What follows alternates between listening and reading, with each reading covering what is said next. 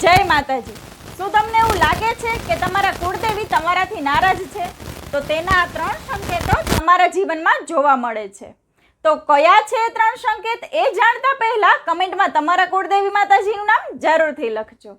પહેલો સંકેત છે બધું જ ઘરમાં વ્યવસ્થિત ચાલતું હોય અને અચાનક જ ખર્ચા આવી જાય અને એના વિશે ક્યારેય તમે વિચાર્યું પણ ન હોય એવા ખર્ચ આવીને ઊભા રહી જાય। બીજો સંકેત, કોઈ વ્યક્તિ તમારા પરિવારમાં વારંવાર બીમાર પડ્યા કરે અને તેના રિપોર્ટ કરાવો તો રિપોર્ટમાં કશું ન આવે અને દવાખાનાના ખર્ચ આવ્યા કરે।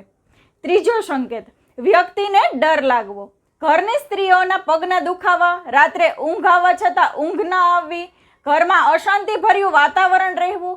આમાંથી કોઈ પણ સંકેતો અનુભવ તમે કરી રહ્યા હોય તો આના માટે એક સરસ ઉપાય છે જે તમારા કુળદેવીની કૃપા પ્રાપ્ત કરવા માટે છે।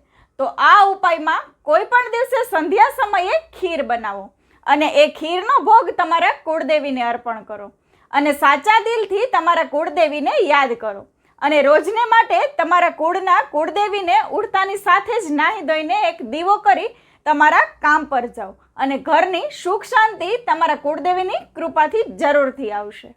જય માતાજી।